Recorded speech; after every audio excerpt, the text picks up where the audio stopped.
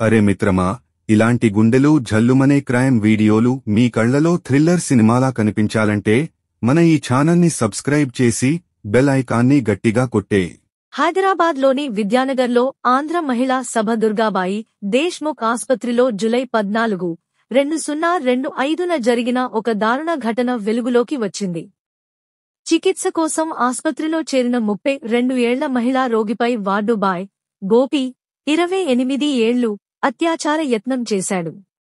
రోగి ఒంటరిగా ఉన్న సమయంలో రాత్రి 10 గంటల సమయంలో ఈ ఘటన జరిగింది. గోపి ఆమె గదిలోకి ప్రవేశించి అసభ్యంగా ప్రవర్తించడంతో మహిళ గట్టిగా అరవడంతో ఆస్పత్రి సిబ్బంది మరియు బాధితురాలి కుటుంబ సభ్యులు అప్రమత్తమయ్యారు. కుటుంబ సభ్యులు వార్డు బాయ్ను పట్టుకుని చితకబాదారు.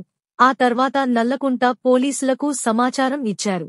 పోలీసులు వెంటనే ఘటనా స్థలానికి చేరుకుని నిందితుడిని అదుపులోకి తీసుకున్నారు.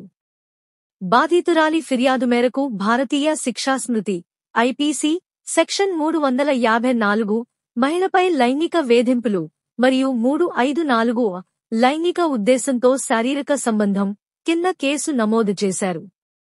గోపిని అరెస్టు చేసి రిమాండ్కు తరలించారు. ఆస్పత్రి యాజమాన్యం ఈ ఘటనపై విచారణకు ఆదేశించింది మరియు సిబ్బంది నియామకంలో నేపథ్య తనిఖీలను బలోపేతం చేయాలని నిర్ణయించింది. ఈ ఘటన ఆస్పత్రులలో మహిళల భద్రతపై తీవ్రమైన ప్రశ్నలను లేవనెత్తింది. ముఖ్యంగా రాత్రి సమయంలో ఒంటరి రోగుల రక్షణపై ఆందోళనలు వ్యక్తమయ్యాయి.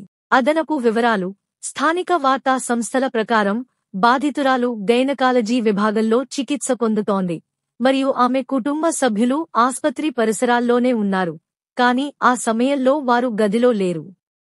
ఈ ఘటన తర్వాత ఆస్పత్రిలో సీసీటీవీ కెమెరాలు అమర్చడం మరియు రాత్రి వేళల్లో అదనపు భద్రతా సిబ్బంది నియామకం గురించి చర్చలు జరుగుతున్నాయి. సోషల్ మీడియాలో ఈ ఘటనపై విస్తృత ఆగ్రహం వ్యక్తమైంది. ఆస్పత్రులలో భద్రతా ప్రమాణాలను మెరుగుపరచాలని డిమాండ్లు వినిపిస్తున్నాయి. జాగ్రత్తలు, సలహాలు: ఆస్పత్రులలో చికిత్స పొందుతున్న మహిళలు ఒంటరిగా ఉండకుండా కుటుంబ సభ్యులు లేదా సిబ్బంది సమక్షంలో ఉండేలా చూసుకోవాలి. ఆస్పత్రులు సీసీటీవీ కెమెరాలు, 24x7 భద్రతా సిబ్బందిని నియమించాలి మరియు సిబ్బంది నేపథ్య తనిఖీలను కఠినంగా అమలు చేయాలి.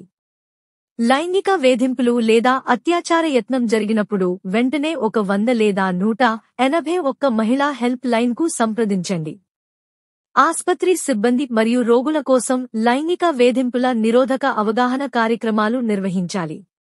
అనుమానాస్పద వ్యక్తులు లేదా ప్రవర్తన గమనించినప్పుడు ఆస్పత్రి యాజమాన్యానికి లేదా స్థానిక పోలీసులకు తక్షణం సమాచారం ఇవ్వండి.